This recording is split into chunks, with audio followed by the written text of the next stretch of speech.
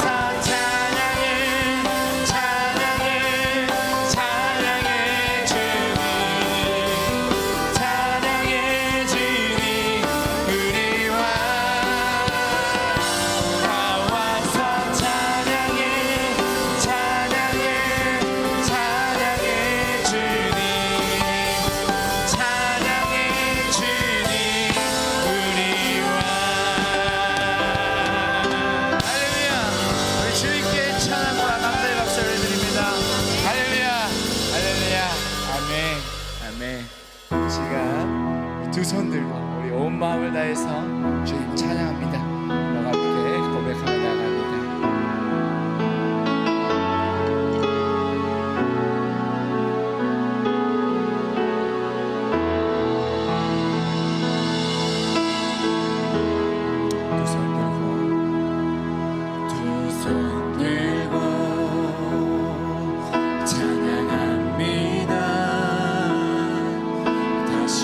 오시와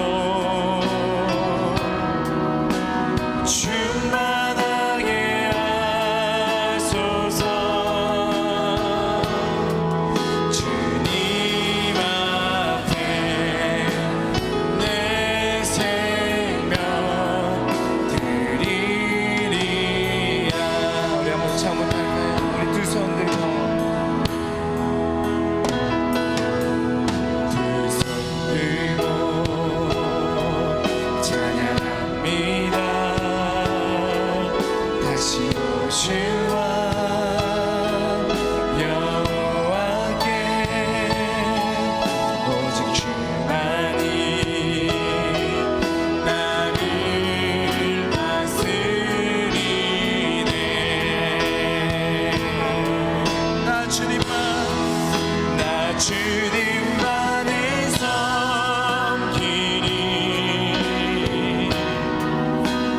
헛된 마음 버리고 성령이여 내 영혼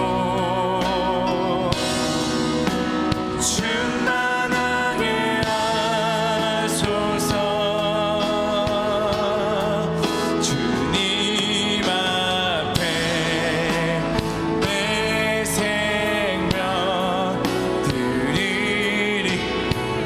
나 주님만을 섬기리. 나 주님만을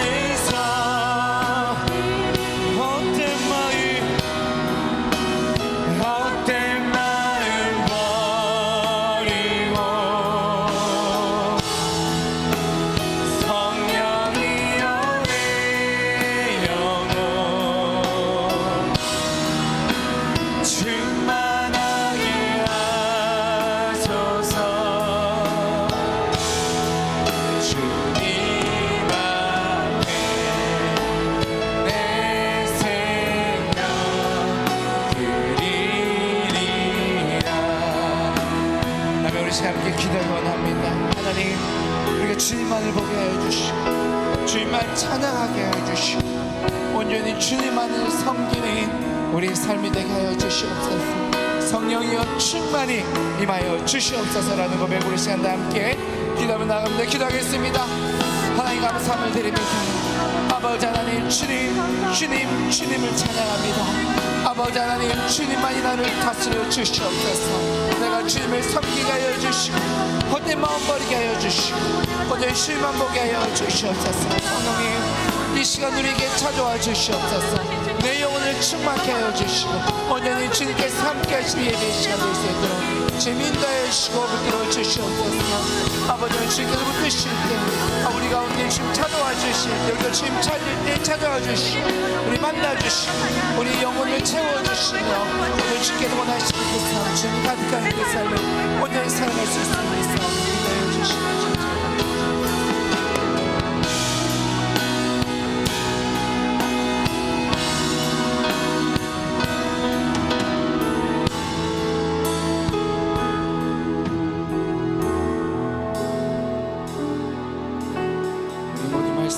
언제나 우리 함께 하시는 우리 예수 그리스도의 이름으로 간절히 기도드립니다. 아멘.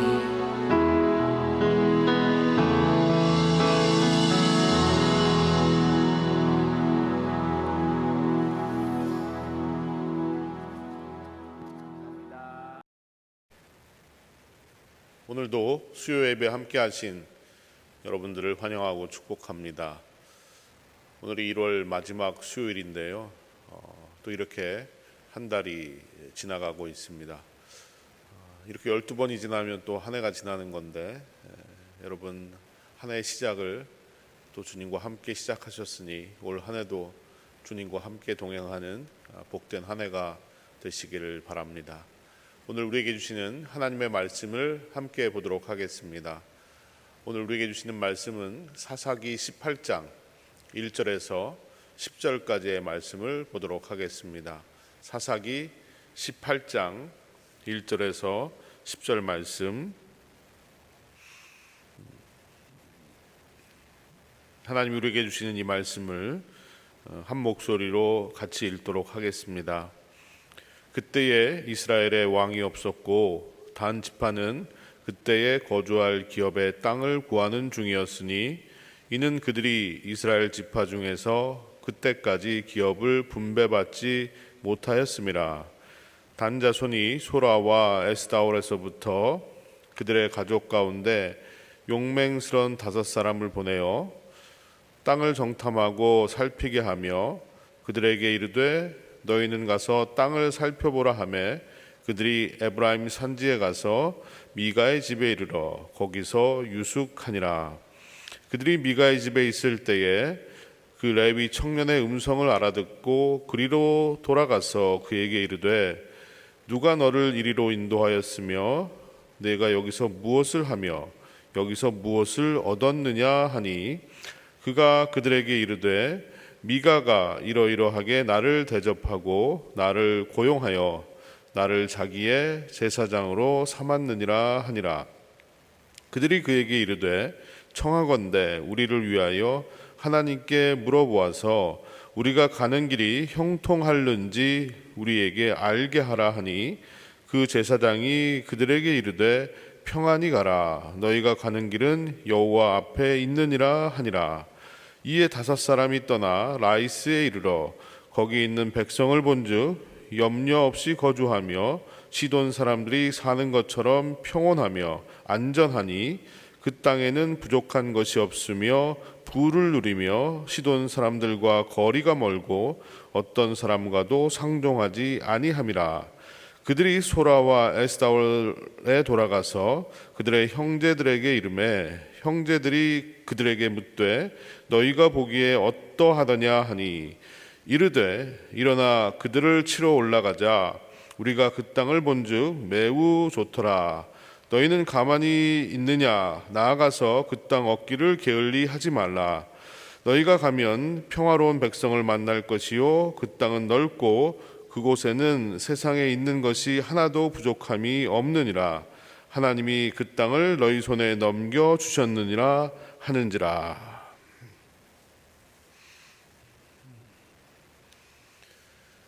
네, 대한민국이 근대화되면서 서울이라는 도시가 발전을 하게 되고요. 지방에 있는 많은 사람들이 취업을 위해서 또 공부를 위해서 서울로 몰려왔던 때가 있었습니다. 서울에서 살게 되면서 이분들이 각 지방의 사투리를 될 수 있으면 쓰지 않고 서울 말을 배워서 또 서울 사람처럼 행동을 하려고 했던 그런 모습들도 있었습니다.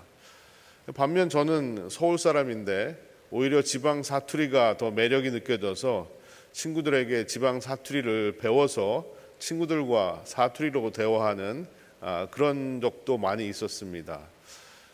결국 사람은 누구나 자기가 가지지 못한 것에 대한 어떤 동경심 같은 것들이 있는 것 같습니다.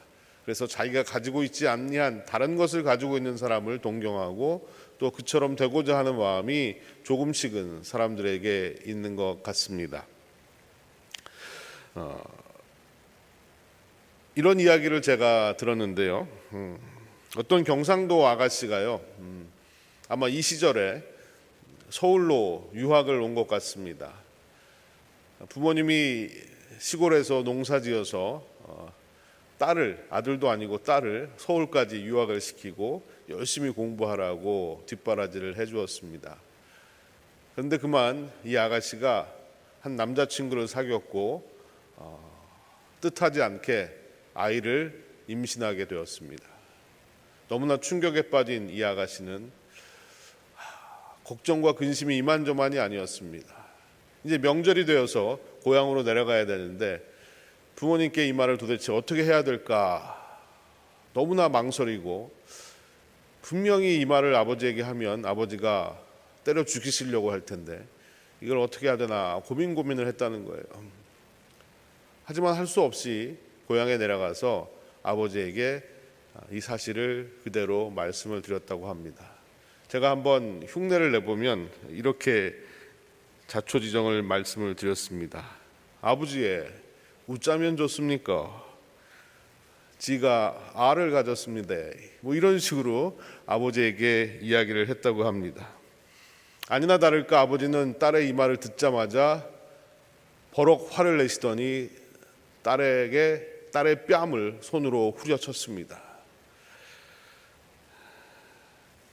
이 딸이 왜 맞았을까요? 결혼도 하지 않고 공부하라고 서울 보냈더니 연애질이나 하고 그것도 혼전 임신을 해가지고 돌아온 딸에게 분하고 화가 나서 뺨을 때린 것이 아니었습니다. 그러면 이 아버지가 왜 이 딸의 뺨을 때렸을까요? 그 이유는 공부하라고 서울 보냈더니 서울 말을 배우지 않고 아직도 사투리를 쓴다고 뺨을 맞았다는 겁니다. 여러분 좀 황당하지 않습니까? 저는 이 이야기를 들으면서 중요하고 중요하지 않은 것이 뭔가 뒤바뀌어 있다라는 생각을 했습니다.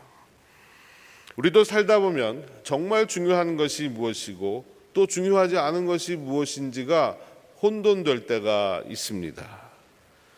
정말 중요한 것을 모르고 살거나 정말 중요한 것을 알아도 그것을 붙들고 살지 않습니다. 왜 그러냐 하면 정말 중요한 것을 붙들려고 하다 보니까 너무 힘들고 어렵더라는 거죠. 너무 힘들고 어렵기 때문에 정말 중요한 것을 붙들기보다는 편하고 쉬운 것을 찾습니다. 그렇게 사는 사람들이 점점 많아짐에 따라서 결국 가치관이 혼란에 빠지게 되고요. 또 절대 가치나 도덕적인 기준들이 하나둘씩 무너지기 시작합니다. 가치 혼란의 시대, 바로 사사시대가 그런 시대였고 오늘 우리가 사는 이 시대도 다르지 않습니다.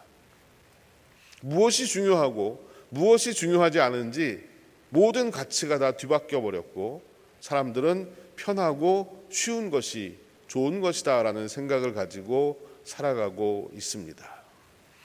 오늘 사사기 말씀 18장 1절을 보시면요, 아주 자주 듣던 말이 등장을 하는데 그때에 이스라엘에 왕이 없었고 라고 말합니다.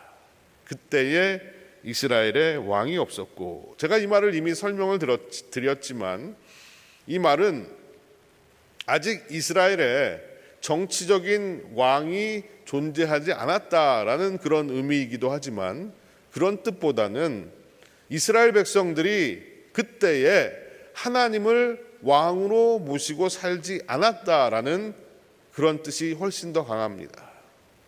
그러니까 이스라엘 백성들이 하나님을 왕으로 모시지 않고 자기의 생각에 옳은 대로 또 자기 마음대로 살았다라는 것을 고발하고 있는 것입니다.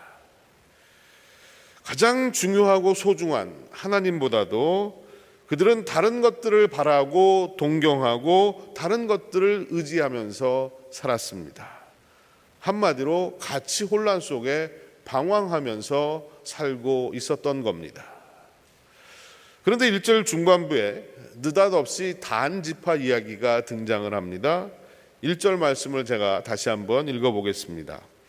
그때에 이스라엘에 왕이 없었고 단 지파는 그때에 거주할 기업의 땅을 구하는 중이었으니 이는 그들이 이스라엘 지파 중에서 그때까지 기업을 분배받지 못하였음이라.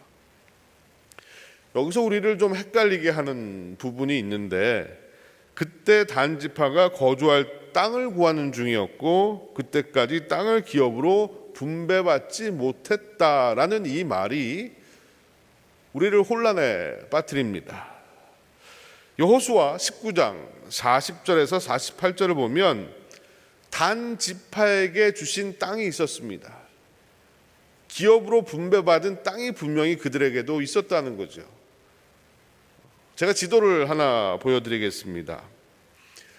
지도를 보시면요, 여러분들 이 지도에 지중해 연안, 왼쪽이 지중해인데 지중해 연안을 따라서 보면 아래쪽에 블레셋이 있고요, 그 위에 단 지파가 있고 그 위에 에브라임 지파가 있습니다. 분명히 단 지파에게 주신 땅이 있었다는 거죠. 다른 지파와 마찬가지로 그들에게도 땅이 주어졌습니다. 그러면 기업을 분배받지 못했다라는 이 말은 무슨 말일까요? 또 땅을 구하는 중이다라는 말은 무슨 말일까요? 사사기 1장으로 가보겠습니다. 사사기 1장 34절 말씀을 보시면요, 어떤 말씀이 나오냐 하면 아모리 족속이 단 자손을 산지로 몰아넣고 골짜기에 내려오기를 용납하지 아니하였으며 라고 되어 있습니다. 이 단지파에게 배정된 땅을 차지하기 위해서는 아모리 족속이라는 원주민들과 싸워서 이겨야 했습니다. 그런데 이들이 워낙 막강하고 힘을 가졌기 때문에 단지파가 그들과 싸워서 이기기는커녕 오히려 그들에게 밀려가지고 지금 그 땅을 차지하지 못하고 있다라는 말을 하고 있는 겁니다. 결국 오늘 1절 말씀은 단지파가 땅을 분배받지 못한 것이 아니라 분배받은 땅을 자신들의 소유로 만들지 못했다라는 그런 말인 겁니다. 이해가 되시겠습니까?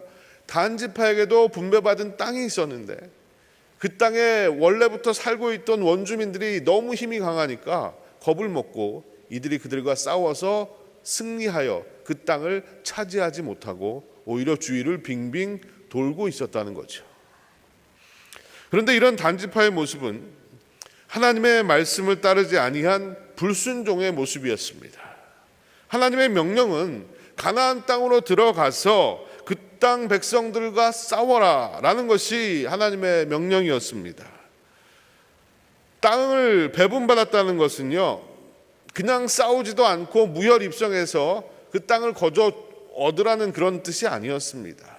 각 지파에게 땅을 배분하실 때는 너희들이 이미 그곳에 살고 있는 원주민들을 몰아내고 너희들이 그 땅을 차지하라라는 어떤 사명 같은 것이었습니다. 결국 싸움이 쉬운 것은 아니지만 하나님의 말씀에 순종하면서 그들과 싸움으로 나아갈 때 하나님께서 함께 하시고 승리를 주시겠다라는 약속을 하신 겁니다. 그런데 단지파는 아모리 족속과 싸워서 이기기 어렵다라고 판단한 나머지 좀 더 쉽고 좀 더 편한 방법을 선택한 것입니다. 그래서 그들은 어떤 결정을 내리냐 하면 2절 말씀을 한번 보겠습니다. 단 자손이 소라와 에스다올에서부터 그들의 가족 가운데 용맹스러운 사람 5을 보내어 땅을 정탐하고 살피게 하며 그들에게 이르되 너희는 가서 땅을 살펴보라 하매 그들이 에브라임 산지에 가서 미가의 집에 이르러 거기서 유숙하니라. 여러분, 소라와 에스다올이라는 이 지명, 우리에게 좀 익숙한 지명이지 않습니까? 어디서 많이 들어본 것 같은 그런 지명입니다. 왜냐하면 우리가 삼손의 이야기를 할 때 바로 이 지명이 나왔기 때문입니다. 삼손이 활동했던 곳이 바로 소라와 에스다올이었습니다. 삼손 역시 단지파 출신이었고요. 이 소라와 에스다올은 원래는 에브라임의 땅이었지만 단지파가 자기 땅을 차지하지 못한 나머지 이 에브라임 땅의 일부에서 같이 거주를 했던 것 같습니다. 단지파는 하나님이 주신 땅은 힘들다는 이유로 포기하고 새로운 땅을 차지하기 위해서 얻기 위해서 5명의 정탐꾼을 파견합니다. 그런데 이 정탐꾼들이 어찌어찌 하다 보니까 에브라임 산지에 있는 미가의 집에까지 가게 된 것입니다. 이렇게 해서 미가의 이야기와 단지파의 이야기가 서로 만나게 됩니다. 그리고 뒤에 가면 굉장히 복잡한 구조로 얽혀서 이 이야기들이 전개되어 나갑니다. 미가의 집으로 들어온 정탐꾼들은 미가가 제사장으로 세워놓았던 레위인 청년과 마주하게 됩니다. 3절 말씀을 보시면 그들이 미가의 집에 있을 때에 그 레위 청년의 음성을 알아듣고 그리로 돌아가서 그에게 이르되 누가 너를 이리로 인도하였으며 내가 여기서 무엇을 하며 여기서 무엇을 얻었느냐 하니. 레위인 청년의 음성을 알아들었다라는 이 말은 이전부터 서로 알고 있던 사이여서 그 소리를 듣고 누군지 알았다라는 이런 의미가 아니라요, 아마도 이 레위인 청년이 베들레헴에 있다가 에브라임 산지로 들어온 사람이잖아요. 그래서 남쪽 지방에서 살았던 사람이기 때문에 에브라임 산지 사람들이 사용하는 그런 액센트가 아니라 남쪽 사람들이 사용하는 액센트를 가지고 있었던 것 같습니다. 그러니까 서로 이게 액센트가 다르니까 이 정탐꾼들이 이 사람은 여기 사람이 아니다라는 것을 알아차렸다는 거죠. 그런 뜻으로 이해를 하시면 될 것 같습니다. 요즘 말로 하면 네가 왜 여기서 나와? 이제 이런 뜻이 되는 거죠. 그리고 질문을 합니다. 누가 너를 이리로 인도했느냐? 내가 여기서 무엇을 하고 있느냐? 그리고 여기서 무엇을 얻었느냐라고 질문을 합니다. 그런데 어떻게 해서 여기로 왔다라는 것에 대한 이야기는 하지 않습니다. 왜냐하면 자신도 떠돌이 신세였고 여기저기를 떠돌다가 어떻게 하다 보니까 이곳까지 오게 된 것이었기 때문입니다. 4절 말씀을 보면 그가 그들에게 이르되 미가가 이러이러하게 나를 대접하고 나를 고용하여 나를 자기의 제사장으로 삼았느니라 하니라. 미가가 나를 고용해서 내가 제사장으로 활동하고 있다라고 말합니다. 여러분, 이들의 대화를 자세히 보면 신앙인과 제사장의 대화가 아닌 거예요. 제사장이라면 어떻게 왔느냐 하면 하나님이 나를 여기로 이끌어 주셔서 하나님께서 내게 주신 사명을 내가 이곳에서 감당하며 살고 있다라고 얘기를 해야 맞을 것 같습니다. 왜냐하면 제사장은 하나님이 주신 직분을 감당하는 사명자들이기 때문입니다. 그런데 제사장의 입에서 하나님이 아닌 미가가 나를 고용했다, 그리고 미가가 나를 제사장 삼았다라는 말을 하고 있는 겁니다. 미가가 제시한 그 조건 때문에 내가 여기 있는 것이고 나는 미가의 고용인이다, 미가가 시키는 일을 할 뿐이다, 지금 이런 얘기를 하고 있는 겁니다. 하나님의 일을 감당해야 될 제사장이 사람의 눈치를 보고 사람이 시키는 일을 하고 있는 모습을 보여주고 있습니다. 또 하나님의 일을 함에 있어서 그것을 단지 생계수단으로 하고 있다는 것이 이 제사장의 안타까운 모습인 겁니다. 이런 제사장을 향해서 정탐꾼들이 부탁을 하나 합니다. 5절 말씀을 보시면 그들이 그에게 이르되 청하건대 우리를 위하여 하나님께 물어보아서 우리가 가는 길이 형통할는지 우리에게 알게 하라 하니. 이 정탐꾼들에는 지금 앞에 있는 제사장이라는 사람이 하나님께 세움을 받은 신실한 제사장인지 아니면 그냥 가짜 사이비 제사장인지 이런 것에는 별로 관심이 없습니다. 그리고 오로지 자신의 앞길이 형통할지만 알려달라라고 이야기하고 있습니다. 여러분, 형통을 굉장히 강조하고 있는데 형통이 과연 무엇이겠습니까? 지난주 우리가 바이블 프로젝트를 하면서 창세기 말씀을 묵상하지 않았습니까?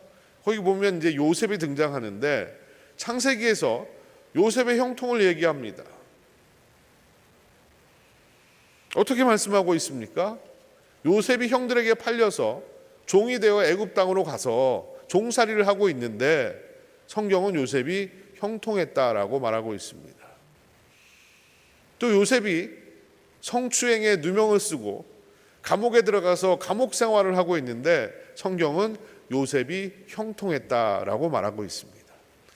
우리가 알고 있는 형통이란 말의 뜻과는 전혀 상관없는 삶을 살고 있는데 어떻게 요셉이 형통하다고 말할 수가 있겠습니까? 그런데 성경은 요셉이 형통했다라고 말하면서 왜 그런지 한마디로 분명하게 우리에게 말씀해 주고 있습니다. 여호와께서 요셉과 함께 하심으로. 이게 전부입니다. 여호와께서 요셉과 함께 하심으로 요셉이 형통했다라고 말씀하고 있습니다. 요셉의 환경이 지금 아무리 힘들고 어려워도 그것이 형통인 것은 하나님이 요셉과 함께 하셨기 때문입니다. 하나님이 함께 하시는 자는 그 어떤 고난이 올지라도 하나님이 지키시고 인도하시기에 그 인생은 하나님의 뜻대로 펼쳐질 줄로 믿습니다. 이것이 바로 형통인 겁니다. 그저 잘 먹고 잘 사는 것이 형통이 아닙니다. 하나님과 함께 하지 않는 형통은 없습니다. 그런데 단지파의 정탐꾼들은 하나님과 함께 하지도 않고 그 명령에 순종하지도 않고 자신들의 생각대로 살아가면서 형통만을 구하고 있습니다. 그것도 자격 없는 제사장을 분별하지도 못한 채 그에게 형통을 구하고 있습니다. 여러분, 이것이 기복주의에 물든 교회의 모습은 아닐까요? 하나님이 하라고 하는 일은 하지 않으면서 하나님이 주시는 복만 받기 원합니다. 내가 하고 싶은 것만 하고 하기 싫은 것들은 하지 않습니다. 누가 신실한 주의 종인지 아닌지 상관없이 그저 나를 축복해주는 목사가 좋은 목사라고 생각합니다. 여러분, 진정 형통을 원하십니까? 그렇다면 하나님과 함께하는 삶을 살아야 합니다. 하나님의 말씀을 붙들고 그 말씀에 순종하는 삶을 살아야 합니다. 누가 하나님의 말씀을 온전히 전하는 목회자인지를 분별하셔야 합니다. 우리에게 진정한 복은 하나님이 함께 하시는 것이기 때문입니다.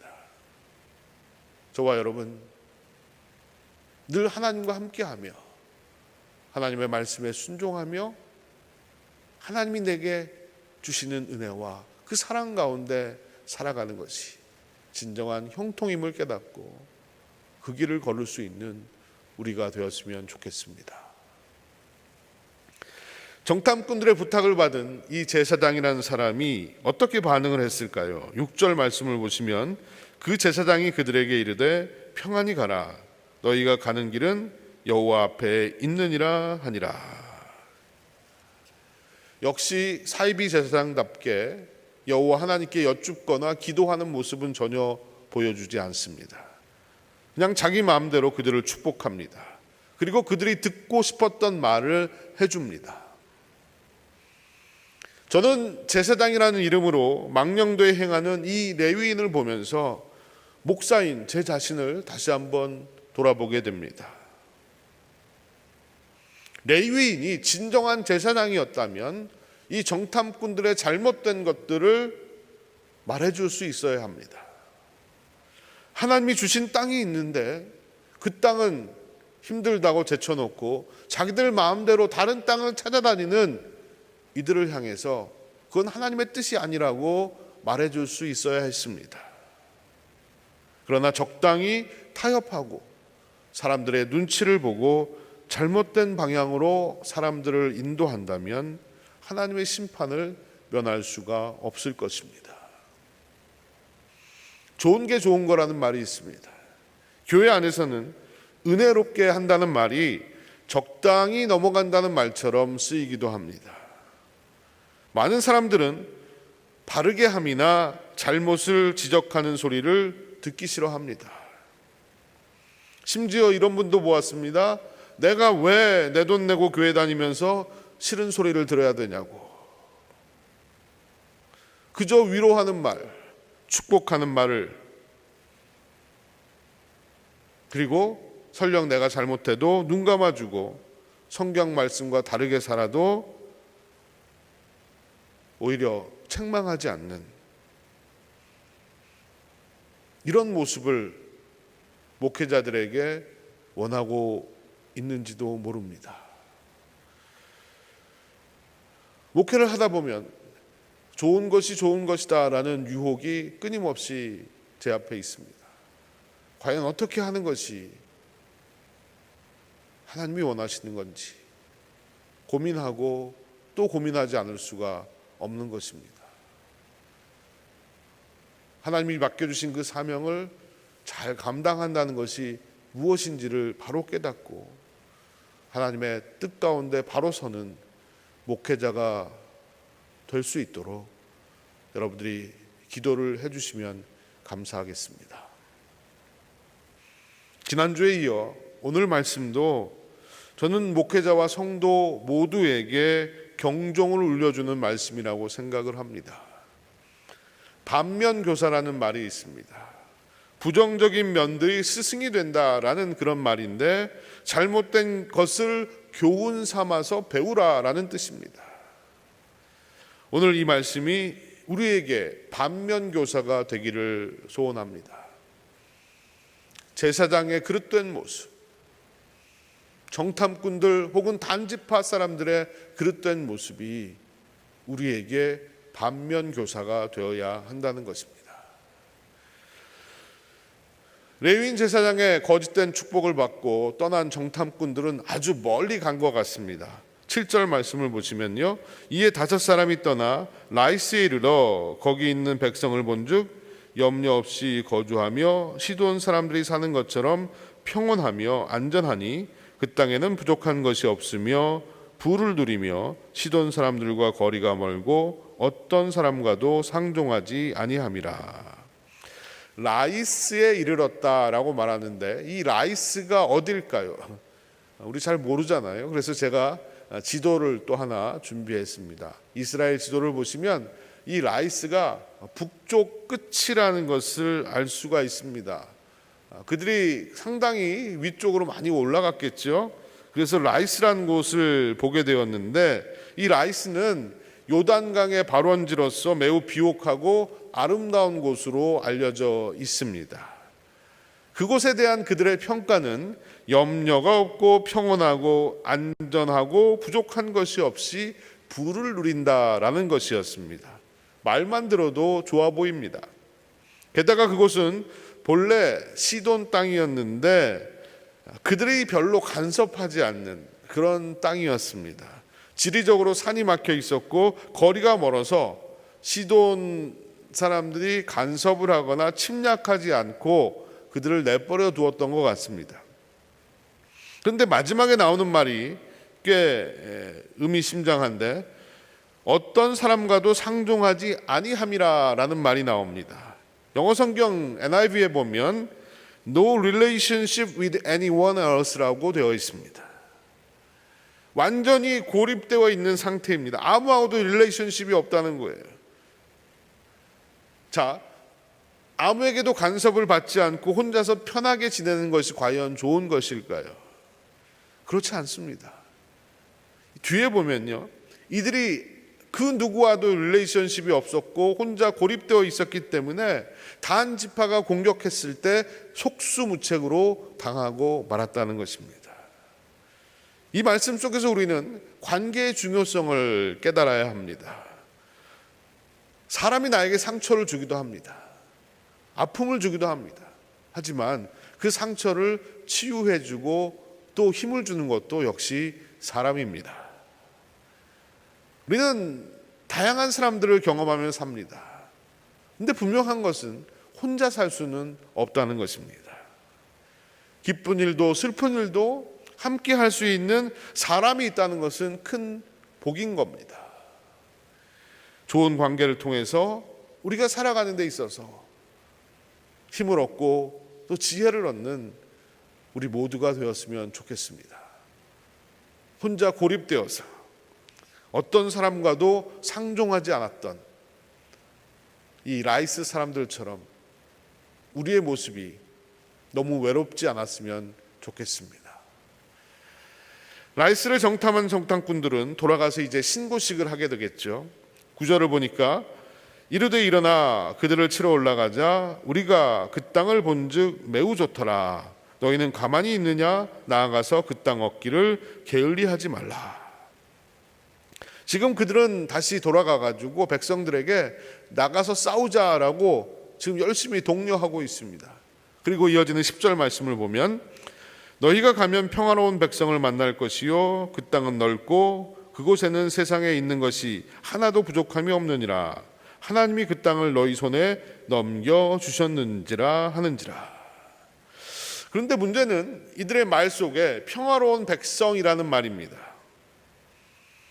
라이스 사람들이 평화로운 백성이었다는 겁니다. 다른 말로 하면 굉장히 순하디 순한 사람들이었다는 거예요. 싸울 힘도 없는 사람들이었습니다. 싸워본 적도 없는 사람들이었습니다. 반면 하나님이 주신 땅에 있던 그 아모리 백성들은요, 무지무지 힘이 세고 자신들이 겨루어서 싸워서 이길 수가 없는 상대라고 생각했습니다. 그러니 그들과 싸우지 말고 힘없는 사람들과 싸우자라는 거죠. 이 모습은 전혀 하나님의 뜻이 아닌 겁니다. 그럼에도 그들은 하나님의 이름을 들먹이고 있습니다. 하나님이 그 땅을 우리에게 주셨다라고 말하고 있습니다. 이 말은 순전히 자신들의 바람이고 착각일 뿐이었습니다.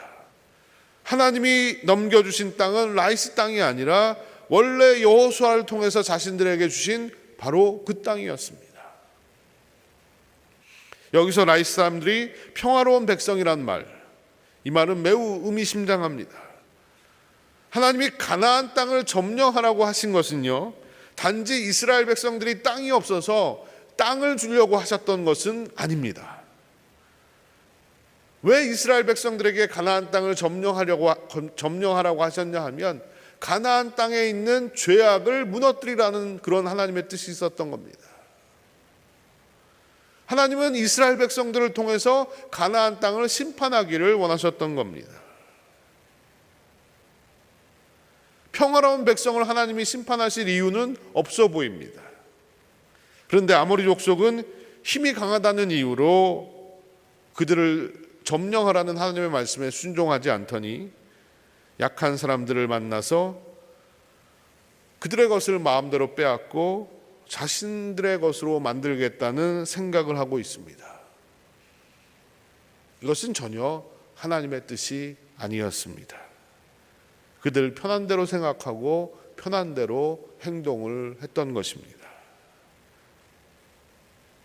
성경에 보면 이런 정탐꾼의 이야기가 또 나오지 않습니까? 우리가 잘 아는 여호수아와 갈렙의 이야기인데 얼핏 보면 비슷하게 느껴질 수도 있지만 전혀 다른 고백을 하고 있습니다. 여호수아와 갈렙이 이렇게 말했죠. 그 땅 거민은 강하고 성읍은 견고하지만 하나님이 우리와 함께 하시면 저들은 우리의 밥이라고 말했습니다. 상대가 비록 강하고 힘겨운 상대이지만 하나님만 믿고 나가자라는 믿음의 고백이고 결단이었습니다. 하지만 이 단지파의 정탐꾼들은요, 상대가 약하고 차지하기 쉬우니 가서 싸워서 우리 것을 만들자라는 겁니다. 내가 할 수 있는 것만, 내가 하고 싶은 것만 하면서 하나님의 이름을 들먹이고 있습니다. 이 얼마나 계산적이고 자기 중심적입니까? 여러분, 믿음의 길은 때로는 힘들고 어렵습니다. 내가 원하고 바라는 길이 아닐 수도 있습니다. 하지만 우리가 그 길을 순종하면서 나아갈 때 하나님의 능력과 함께 하심을 볼 수 있습니다. 진정한 승리를 우리가 얻을 수가 있는 것입니다. 오늘 수요 예배를 드리시는 여러분들 모두에게 하나님이 함께 하시는 순종과 승리의 믿음이 있으시기를 간절히 축원드립니다. 우리는 사사들이 살았던 그 시대와 다르지 않게 가치 혼란의 시대를 살아가고 있습니다. 사람들은 저마다 편한 것, 쉬운 것을 찾습니다. 하나님의 뜻보다는 내가 원하는 것, 내가 바라는 것을 찾아서 그것이 진리고 그것이 정의라고 생각하며 살고 있습니다. 하지만 영원 불변하신 진리는 하나님 말씀밖에는 없습니다. 여러분, 다시 한번 가치 혼란의 이 시대에 하나님의 말씀을 붙들고 하나님의 말씀에 순종하면서 하나님의 살아계신 능력을 체험하는 저와 여러분이 되었으면 좋겠습니다. 당장 힘들고 어렵더라도 그저 쉽고 편한 길을 택한 것이 아니라 하나님의 뜻을 따르는 길을 택하는 결단이 이번 한 주도 우리에게 있기를 간절히 소원합니다. 기도하시겠습니다. 살아계신 주님, 오늘도 주께서 주시는 이 말씀이 우리 모두에게 반면교사가 되게 하여 주시옵소서. 단지파의 불순종과 미가에게 고용돼서 활동하던 제사장 모두가 그릇된 길을 가고 있었습니다. 그러면서도 그들은 하나님의 이름을 들먹이며 살았습니다. 아버지 하나님, 이 모습이 혹시 우리들의 모습은 아닌지 조심스럽게 주님 앞에 입술을 열어 고백합니다. 주님, 혼란의 시대를 살아가며 무엇이 참이고 거짓인지, 무엇이 중요하고 중요하지 않은지를 분별하지 못하는 이 시대 속에서 우리 역시도 이 시대에 물들어서 살아가며 같은 모습으로 살고 있다면 주님 깨우쳐 주시옵시고, 하나님 당신의 말씀과 당신의 뜻을 따라 사는 은혜를 허락해 주시옵소서. 사랑하는 성도들, 삶의 현장에서 여러 가지 유혹들이 있고 또 우리들의 가치를 혼란시키는 많은 것들이 있지만 영원한 진리 되시는 하나님의 말씀을 붙들고 하루하루를 살게 하여 주시옵소서. 그리하여서 하나님 주시는 형통과 하나님 주시는 승리를 맛보게 하여 주시옵소서. 감사드리며 이 모든 말씀을 예수님의 이름으로 기도드리옵나이다. 아멘. 축도하겠습니다. 지금은 우리 구주 예수 그리스도의 한량없는 은혜와 아버지 하나님의 놀라우신 사랑과 성령님의 감화감동 교통하심이 혼란의 시대를 살아가고 있지만 주의 말씀의 진리를 붙들고 이 땅을 살기를 소원합니다. 주님, 나를 지켜주시고 인도하여 주시옵소서. 고백하며 하나님을 예배한 사랑하는 빈들의 모든 성도들, 그들의 가정과 일터 위에 세우신 교회 위에 영원토록 함께 하시옵기만을 간절히 축원하옵나이다. 아멘.